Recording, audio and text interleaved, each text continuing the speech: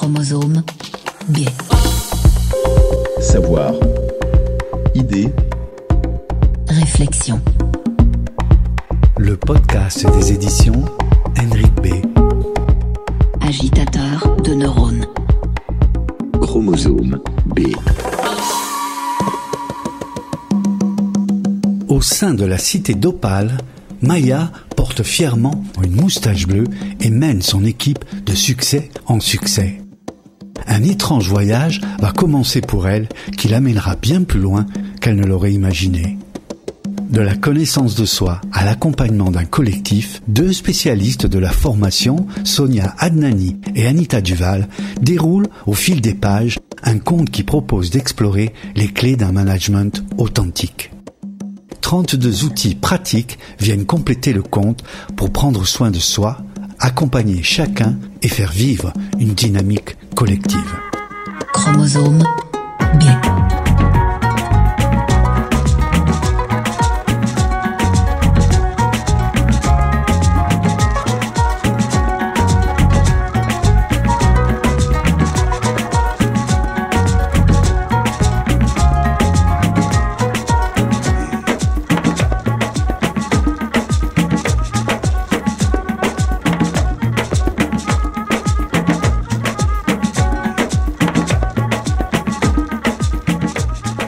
Sonia Adnani, vous êtes formatrice et conférencière. Après avoir managé des équipes pendant plus de 20 ans et dirigé une académie de formation en management et en développement personnel, vous avez fondé le cabinet de conseil et de formation Authentic Being, au sein duquel vous accompagnez les entreprises à développer un management authentique et bienveillant. Anita Duval, vous êtes directrice de l'association Startup Territoire qui allie mobilisation citoyenne et intelligence collective. Vous êtes diplômée de l'ESSEC et pendant 15 ans, vous avez coordonné des projets stratégiques, animé des réseaux collaboratifs et géré une offre de formation sur le développement des compétences relationnelles et humaines. Vous publiez La moustache bleue, un conte et 32 outils pratiques pour cheminer vers un management authentique. C'est aux éditions Henrik B. Sonia Adnani, Anita Duval, bonjour. Bonjour. Bonjour. Sonia Adnani, vous soulignez que pour des relations de qualité avec une équipe, il était primordial d'entretenir d'abord une relation de qualité avec soi-même. Alors, comment vous-même, au fil des années de votre expérience personnelle et professionnelle, vous avez construit votre pensée et votre pratique? Je vivais mon rêve, en fait, de manager, et pour autant, j'étais épuisée. Quand j'ai commencé en tant que manager, j'avais très à cœur en fait de jouer pleinement mon rôle auprès de mes équipes et j'avais cette croyance que être un bon manager, c'était se dédier corps et âme à son équipe. Et donc je donnais beaucoup de temps, beaucoup d'espace au développement de mes équipes, de leur potentiel, beaucoup d'espace d'écoute, jusqu'à un moment où je me suis sentie essoufflée. J'ai commencé à avoir des signes d'usure, de surcharge mentale. Et bien là, on n'a plus trop le choix d'aller regarder un petit peu ce qui se passe. Et j'ai réalisé qu'en fait, j'avais oublié un élément essentiel dans l'équation du manager.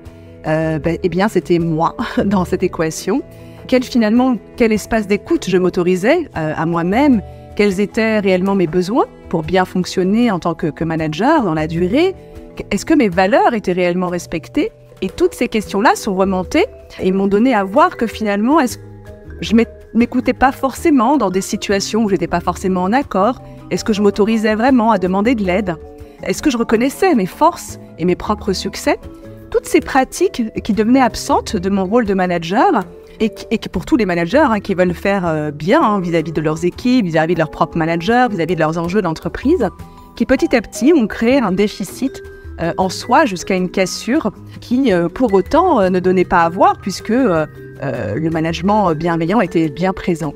Donc voilà pourquoi c'est essentiel, j'ai envie de dire, voire vital, d'entretenir une relation saine et de qualité avec soi pour être efficace et serein dans le management avec ses équipes. Anita Duval, on lit dans votre portrait que vous aimez allier poésie et pragmatisme. Vous aimez les contes et vous êtes aussi l'illustratrice du livre. Comment, à partir de l'ESSEC, c'est une école de sciences économiques, vous avez libéré ces qualités-là? Alors en fait, d'aussi longtemps que je me souvienne, j'ai toujours eu à la fois les pieds sur terre et puis la tête dans les étoiles. Si vous voyez mes cahiers de notes, que ce soit à l'école ou plus tard à l'ESSEC, vous verrez qu'à côté des notes bien prises, il y a toujours eu des volutes qui dansaient et qui virevoltaient. En fait, je crois que ça fait partie de moi. Et de la même façon que dans le livre, on peut voir à la fois le conte et les outils pratiques. J'aime allier ces deux aspects. Aujourd'hui, très concrètement, j'agis dans l'économie sociale et solidaire. J'anime un beau réseau où on agit ensemble pour des solutions d'avenir partout dans les territoires. Et en même temps, j'ai le plaisir d'écrire. J'aime dessiner, j'aime écouter, j'aime raconter des histoires. Et je trouve que jouer avec les mots, jouer avec les formes, jouer avec les couleurs, c'est pour moi autant de vecteurs pour pouvoir se parler d'humain à humain et pouvoir partager des choses profondes. Votre relation, votre amitié peut-être, et vos échanges sont à l'origine de ce livre. Vous avez mis en perspective ces visions. Comment est née cette idée en fait ? Sonia Adnani ? Oui, tout à fait. Il y a eu d'abord pour moi une réelle envie de transmettre. Voilà, après 20 ans d'expérience en management, avoir coaché des managers dans leurs problématiques terrain, j'avais vraiment ce souhait depuis quelque temps qui me trottait dans la tête de transmettre une expérience, un vécu, et d'une manière peut-être différente, parce que des livres sur le management, il en existe beaucoup et de très bons. Je me posais la question quelle valeur ajouter, quel élément supplémentaire je pouvais apporter en partant vraiment de ce vécu. Et donc j'en parle à Anita, qui est une amie de longue date, et aussi qui a été membre de mes équipes. Et c'était important pour moi aussi d'avoir ce regard croisé, à la fois de mon regard de manager, mais d'une personne qui a vécu aussi ce mode de management, pour donner aussi j'ai envie de dire, un regard différent. Et de là, Anita accueille les grands bras ouverts ce projet. Et donc, l'élan est là, la rencontre est là, et c'était le moment. Donc, on s'est lancé. Vous avez donc décidé de construire le livre avec une grande première partie qui raconte une histoire dont la protagoniste s'appelle Maya, puis ensuite de mettre à disposition des outils à utiliser. Comment vous avez décidé ? Comment est née cette construction ? Anita Duval ? En fait, effectivement, au moment où Sonia m'a partagé tout ça, déjà je l'ai accueilli, ça m'a beaucoup touchée. C'était pour moi la preuve d'une belle confiance. Et puis, ça m'a donné envie de faire ce projet avec elle. De la même façon que quand j'avais vu son mode de management et j'avais vu la joie et l'efficacité qui régnait au sein de ses équipes quand on était collègues, j'avais eu envie de rejoindre les équipes de Sonia. Donc il y avait un vrai appel et une envie de travailler ensemble. Et en fait, sur la naissance du conte, déjà, ce qui est assez touchant, c'est que quand j'ai écouté Sonia qui m'a partagé ce qu'elle avait envie de transmettre sur son vécu, il y a eu un moment où, la nuit suivante, au milieu de la nuit, il y a cette image de Maya qui m'est apparue, qui m'a touchée.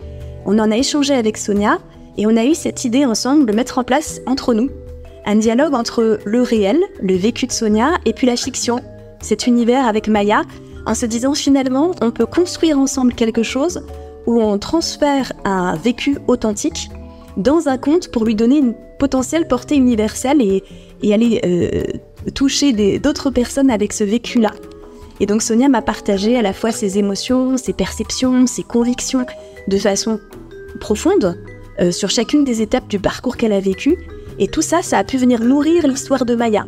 Donc Maya, responsable d'une équipe d'exploration au sein de la cité d'Opale. Donc on est dans un univers différent, onirique, avec des rencontres qui sont de l'ordre du symbole, des rencontres symboliques qui vont jalonner son parcours, nourries d'émotions et d'un parcours authentique. C'était le point de départ de notre histoire. Et en fait, on l'a fait relire à des proches, des lecteurs, des lectrices, qui ont validé l'intérêt du conte et qui ont émis un souhait. Ils ont dit, quand j'ai lu tout ça, j'ai envie de faire comme Maya. Est-ce qu'on pourrait avoir des outils pratiques pour pouvoir faire ça nous aussi ? Et c'est là qu'est née l'idée de faire cette jonction entre un conte authentique et des outils pratiques extrêmement concrets. Alors, vous mentionnez le côté universel du conte. C'est ça sa force, hein, la force du conte et de la parabole ? Sonia Adnani ? Oui, tout à fait, exactement. Comme l'expliquait Anita, c'est vraiment ça. Il y avait cette volonté de mettre aussi à distance le personnage. Certes, on revisite mon parcours dans le cheminement de Maya, mais il y avait cette volonté aussi de mettre à distance avec ce personnage qu'on suit pour pouvoir permettre au lecteur de vivre aussi sa propre expérience autour de ce personnage. Et c'était ça, en fait, l'intérêt, j'ai envie de dire, de la parabole. L'idée était plus que raconter un témoignage et un vécu, c'est comment chacun peut se reconnaître à des moments différents de son expérience managériale ou collaborateur dans ce cheminement.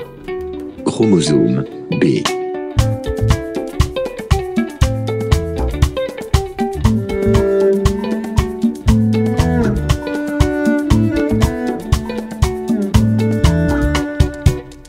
You read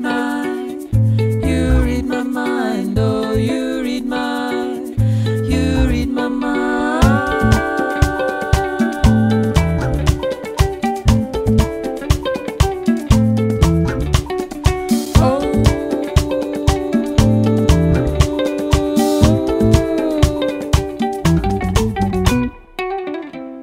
L'authenticité, c'est le thème central du livre, mais aussi de vos pratiques. Pourquoi cette notion est-elle si importante aujourd'hui? Eh bien, si on se lançait le défi de faire tomber quelques masques en entreprise, au fond, quel risque réellement on prendrait, si ce n'est le bénéfice d'avoir des managers et des collaborateurs qui soient peut-être plus en phase avec eux-mêmes et donc peut-être plus en prise directe avec leur plein potentiel?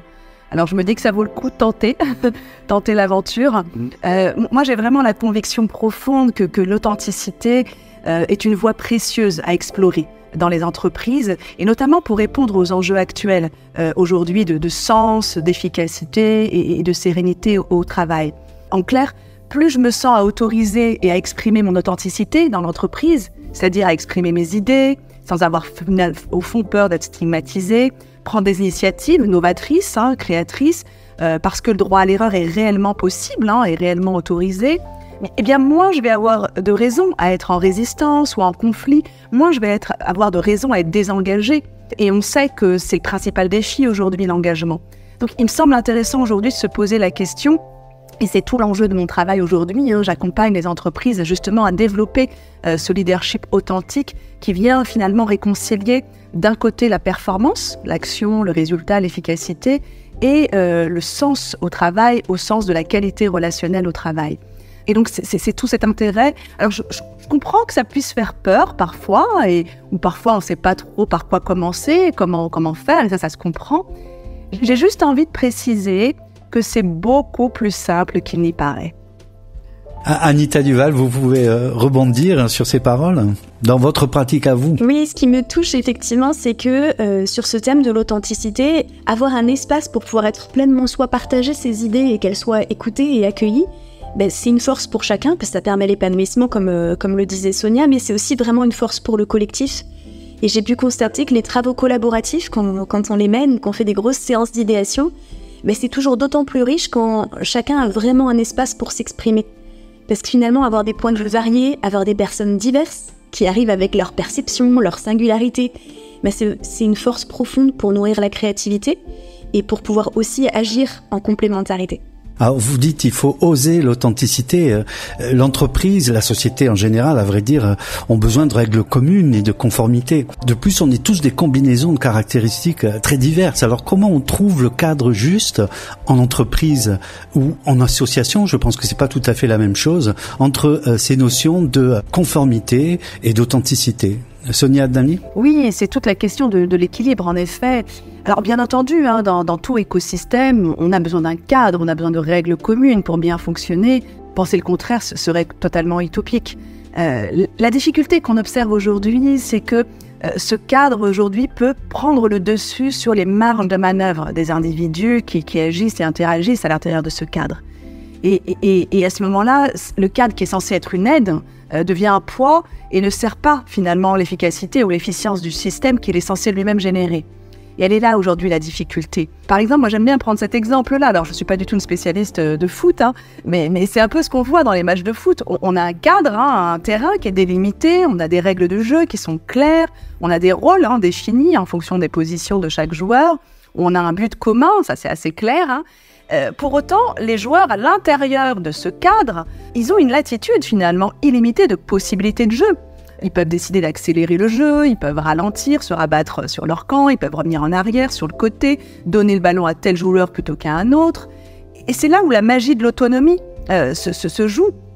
Et finalement, l'arbitre qui est là pour signaler les entorses au cadre et aux règles communes uniquement, mais en aucun cas pour siffler une action de jeu qui serait décidée par le joueur. Et c'est là où l'intérêt de l'autonomie et des marges de manœuvre à l'intérieur du jeu, que l'entreprise a tout intérêt en tout cas à développer. Et d'ailleurs, c'est ce qui fait qu'aucun match ne se ressemble et que parfois on est même surpris à l'issue du match par rapport justement peut-être aux espoirs qui étaient sur telle ou telle équipe.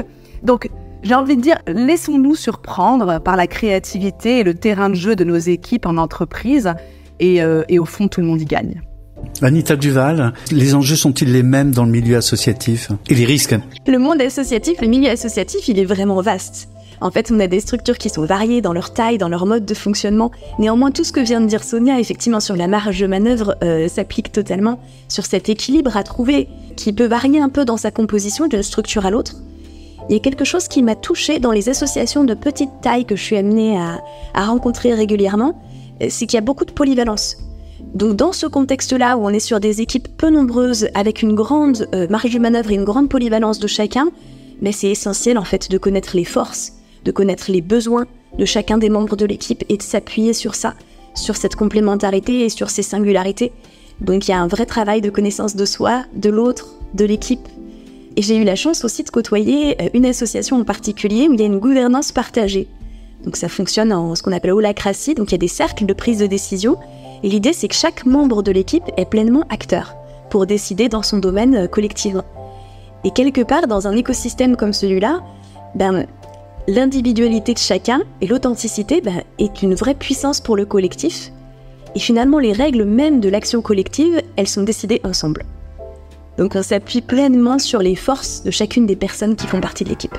Chromosome B. La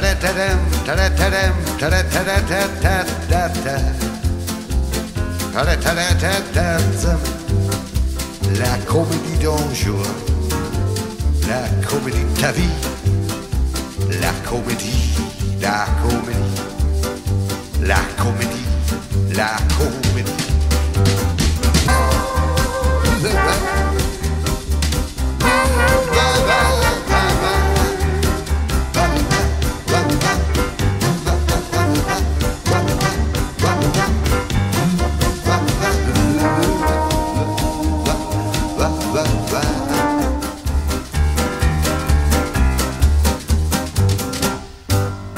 Alors Maya, votre protagoniste est une jeune femme qui aspire à devenir chef d'équipe donc et à guider les autres vers le succès.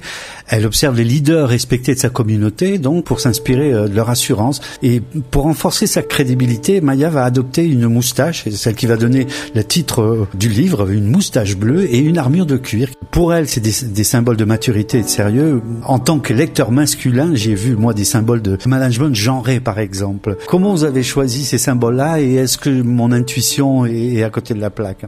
Alors ce qu'il faut dire effectivement, c'est que dans notre intention, on a envie de faire un livre qui s'adresse aussi bien aux hommes qu'aux femmes et nos premiers relecteurs et relectrices ont confirmé le fait que chacun pouvait se retrouver dans le récit qui est porté. En fait, on se rend compte que qu'on soit homme ou femme, on est nourri par notre environnement, par le fruit d'une histoire, par différents symboles et archétypes. Et on hérite finalement de toute une histoire du management, mais aussi des prismes qu'on a sur quel est le management idéal. Et dans cette histoire, il y a un grand nombre de codes qui sont des codes masculins. Donc ça peut influencer les représentations qu'on a tous du manager ou du manager idéal, et ça peut être intéressant de venir réinterroger ses biais et ses perceptions. Dans l'idée, il ne s'agit pas d'opposer homme-femme. Dans le management, on n'est pas dans une dichotomie homme-femme, mais l'idée, c'est d'un management différent selon chaque individu. Donc l'important, c'est vraiment d'être à l'écoute de soi, de ses émotions, qu'on soit homme ou femme, et de sortir de cette dichotomie. Et au fond, la question, c'est plus la connaissance de soi qui va venir justement spécifier qui on est en tant que manager, quelles sont mes valeurs, mes besoins, indépendamment du genre. Et Maya, au stade où elle en était, effectivement, elle a porté cette moustache parce qu'elle a projeté finalement l'idée qu'elle se faisait du management charismatique avec cette moustache. Elle n'avait pas à ce stade suffisamment de connaissance d'elle-même, de ses besoins et de ses forces pour pouvoir faire autrement. Est-ce qu'il existe des valeurs féminines toutefois qui peuvent être mises en action dans le management? Des valeurs féminines qui peuvent être aussi incarnées par des managers hommes? Et quelque part, il y a un passage du livre où on a réfléchi, Sonia et moi, justement sur cette question, en sortant de l'appellation de valeurs féminines ou valeurs masculines, mais en se disant qu'effectivement, il y a différents types de compétences, différents types d'énergie qu'on peut avoir. Est-ce qu'on est plus dans un comportement directif ou dans un comportement collaboratif? Est-ce qu'on est plus dans l'impulsion ou dans l'écoute? Et l'idée, c'est, sans attribuer un genre à ces comportements, de danser sur ces deux pieds. Et de savoir utiliser ces énergies-là avec le dosage qui est juste pour chacun, qu'on soit homme ou femme. Et j'ai trouvé ça très fort quand on en a partagé avec Sonia et on a eu envie dans le livre d'impulser ça aussi. On aborde dans la deuxième partie du livre 32 leçons, donc 32 leçons pratiques qui font référence à l'histoire de Maya qu'on a lu auparavant. Il y a 3 grandes notions, la connaissance de soi, puis la connaissance de l'autre, enfin faire vivre une dynamique collective. Pour chacune de ces notions, quels sont les premiers obstacles à surmonter pour parler de ces notions-là d'une manière brève et renvoyer le lecteur ensuite à leur exposé complet dans le livre. Donc Sonia Adnani, la connaissance de soi. Oui. On pourrait identifier 3 grands obstacles à la connaissance de soi. Le premier, qui est évident, c'est que ça prend du temps. Et ça, il faut l'accepter. Et effectivement, il n'y a pas de recette miracle. Prendre le temps de se connaître, d'identifier ses besoins, ses valeurs, les conditions de réussite pour bien fonctionner, eh bien, ça prend du temps. Donc ça, c'est le premier élément. Le deuxième, c'est on n'a pas toujours conscience de la valeur ajoutée que ça peut apporter, la connaissance de soi. Et donc, comme on est aussi dans une société où on a besoin d'avoir des résultats tangibles, concrets, quantifiables très vite, eh bien, on n'a pas toujours conscience de la valeur ajoutée de la connaissance de soi. Or, ça devient un prérequis, on l'a vu tout à l'heure, ça devient un prérequis justement pour bien fonctionner et avoir justement les bons ingrédients pour fonctionner dans la durée. Et puis, le troisième obstacle, j'ai envie de dire, c'est que on peut avoir cette croyance, et surtout quand on est dans un management bienveillant, que il est préférable de consacrer son attention d'abord à l'autre avant soi pour être un bon manager. Et on l'a vu aussi tout à l'heure que c'est un obstacle assez finalement important puisqu'il peut créer jusqu'à l'usure dans la durée. La connaissance de l'autre ? Alors sur la connaissance de l'autre, donc l'accompagnement de chacun, on pourrait identifier 3 grands défis. Le premier, c'est celui d'adapter son accompagnement managérial au profil de chaque personne. C'est sortir de la notion d'égalité au profit de la notion d'équité. Alors ça demande un peu de courage, ça demande un peu d'audace, mais c'est extrêmement important pour pouvoir justement accompagner au plus près et permettre le développement des talents qui soit le plus adapté à chaque profil. Donc ça, c'est le premier défi. Le deuxième, c'est peut-être de trouver la juste posture entre, au fond, l'exigence, donc fixer des objectifs ambitieux, qui soient exigeants, et à la fois bienveillants, donc des objectifs qui soient réalistes. Donc c'est trouver la juste posture, le juste équilibre entre exigence et bienveillance. Et puis enfin, le troisième défi, c'est ce qu'on a vu tout à l'heure, c'est finalement de trouver un équilibre entre le cadre partagé, qui est essentiel, avoir des règles communes, un cadre délimité, et des marges de manœuvre où chacun peut exprimer son autonomie, sa créativité et sa propre efficience. Et enfin, la dynamique collective. Je demandais à Anita si elle pouvait répondre à cette question. Mais effectivement, il y a plusieurs facteurs clés de réussite pour que la dynamique collective prenne et qu'on ait une équipe qui fonctionne bien. On en a identifié 3. Le premier, c'est effectivement d'aller mettre en place une relation individuelle de qualité. Avant de faire partie d'un collectif, il faut que chacun puisse se sentir accueilli, accepté et sentir qu'il va avoir une place dans ce collectif et qu'il y a déjà une relation de qualité qui s'est mise en place avec la personne qui va être en animation du collectif. Ensuite, il y a des conditions de succès qui sont vraiment les conditions de confiance, d'écoute, de collaboration au sein de l'équipe.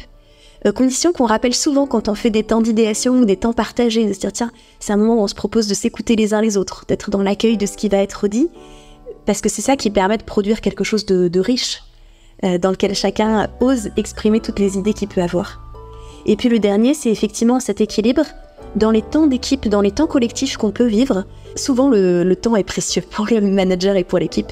Et il peut y avoir un biais naturel à se dire, tiens, on va passer tous les sujets opérationnels, extrêmement techniques, pratico-pratiques, qu'on a besoin de se voir. Et il est intéressant de dégager un équilibre entre ces moments-là qui sont indispensables, mais aussi des temps de partage sur la vie de l'équipe, sur l'animation de ce collectif, pour pouvoir mieux se connaître, construire ensemble, avancer ensemble, faire des points d'étape sur des vécus partagés. À chaque étape, j'ai noté que vous mettiez beaucoup d'importance sur la célébration et j'aimerais savoir quel est son rôle. J'étais un peu surpris de la présence de cette notion-là et en même temps, je trouve ça assez enthousiasmant. Quel est le rôle que vous donnez à la célébration ? Sonia Adnani. D'abord, ça fait partie du rôle du manager. Et vous faites bien de souligner cette surprise parce que effectivement, le constat qu'on fait aujourd'hui, c'est que c'est le parent pauvre aujourd'hui dans les pratiques managériales. On ne prend pas le temps de la célébration. Dès qu'on a terminé un projet, eh bien, on avance sur la suite ou alors on le fait de manière un petit peu mineure parce que, comme le disait tout à l'heure Anita, le temps est précieux. Or, il y a plusieurs rôles. Je vais en donner quelques-uns et je laisserai Anita aussi compléter si tu le souhaites, Anita.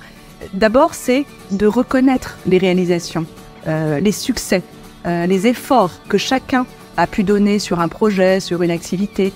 Et ça a beaucoup de sens, ça donne du souffle et un tremplin pour relancer l'énergie de l'équipe. Et au fond, finalement, contrebalancer dans des situations qui peuvent arriver, qui peuvent être plus difficiles. Donc, c'est vraiment un outil essentiel du manager pour pouvoir créer en fait de l'efficience et de l'énergie dans la durée de ses équipes. D'où le fait que c'est vraiment pleinement dans son rôle. Et puis le deuxième peut-être, c'est une vraie opportunité, ces instants-là, c'est une vraie opportunité d'aller identifier les forces de l'équipe qu'on n'a pas forcément le temps de faire quand on est dans l'activité à proprement parler. Le fait de prendre un temps pour identifier les apprentissages, les enseignements, les forces de l'équipe, eh bien, permet justement de pouvoir avoir une assise plus solide dans le portefeuille de compétences de l'équipe. Anita Duval. Et oui, pour compléter, effectivement, pour le collectif, ça permet de fédérer l'équipe, de renforcer les liens, d'avoir vécu un moment fort, un souvenir commun positif. Et quelque part, le fait de célébrer, ça ancre ça. Ça ancre dans les mémoires et dans les vécus le fait que l'équipe, elle a été capable d'un succès, qu'elle a des forces, qu'elle peut réussir ensemble. Et ça permet quand ensuite l'équipe va vivre d'autres défis, que ce soit des difficultés ou des moments où effectivement il va y avoir besoin de remobiliser les compétences qui ont pu l'amener à ce succès, de s'appuyer sur ses forces, sur ce vécu commun, sur ce souvenir commun, et du coup d'avoir la conscience collective partagée que cette équipe-là, elle est capable de réussir. Chromosome B.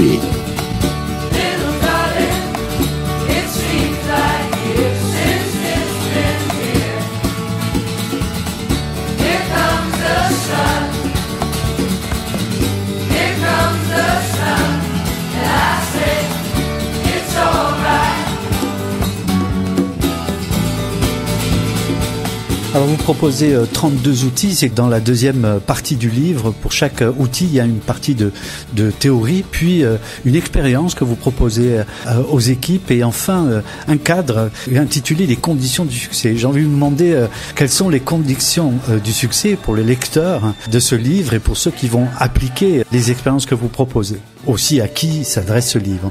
Anita Duval? Mais déjà, j'ai envie de dire que ce livre, il s'adresse à tous. Et c'est ce qui nous a touchés quand on l'a fait relire par les premiers relecteurs-relectrices. On avait des gens de profils très différents. Certains qui animaient une équipe, d'autres pour lesquels c'était pas le cas, certains qui étaient managers, d'autres en animation informelle. Et effectivement, ce qui était touchant, c'est que chacun pouvait se retrouver quelque part dans le parcours de Maya ou dans les outils proposés pour la connaissance de soi ou pour l'animation d'un collectif. Et finalement, donc j'ai envie de dire, la première condition de succès pour se plonger dans ce livre, c'est d'avoir la curiosité, l'envie d'aller voir, l'envie d'aller découvrir ce parcours de Maya et de voyager avec elle dans la cité d'Opale. Sonia Adnani. Oui, moi j'ai envie de dire, c'est d'être à l'écoute de ses propres besoins en tant que lecteur pour s'approprier le bon outil, au bon endroit, au bon moment, et vivre ce livre comme un guide finalement, qui peut se vivre en fonction de votre propre parcours, et finalement de venir embrasser votre propre univers à l'intérieur du livre et de ce contexte, et d'aller piocher à chaque moment, à chaque besoin que vous avez, de vous pouvoir vous y retrouver dans ce guide. La moustache bleue, un conte et 32 outils pratiques pour cheminer vers un management authentique. Vous publiez cet ouvrage aux éditions Henrik B. J'aimerais, avant de me séparer de vous, vous demander un aphorisme, une citation, un proverbe, quelque chose qui puisse caractériser votre relation au monde en général ou votre état d'esprit en ce moment. Anita, Sonia? Alors j'ai envie de vous partager cette citation d'Anatole France qui m'est venue spontanément. C'est en croyant aux roses qu'on les fait éclore. Je pense que c'est par la confiance qu'on peut s'offrir à soi et offrir dans un espace commun, que chacun peut, comme une rose, venir s'épanouir, révéler ses forces et révéler ses couleurs. Sonia Adnani. Moi j'ai envie de partager une citation d'Edgar Morin qui me touche toujours autant. La voie de l'authenticité est ardue, mais elle est aussi la seule qui mène à la plénitude de l'être. C'est aussi ma conviction du chemin de l'authenticité, qui est la voie précieuse pour arriver à cet état de plénitude complet, que ce soit dans sa sphère du travail professionnel ou sa sphère personnelle. Voilà, c'est une invitation à aller vers ça. Sonia Nani, Anita Duval, merci. Merci beaucoup. Merci à vous.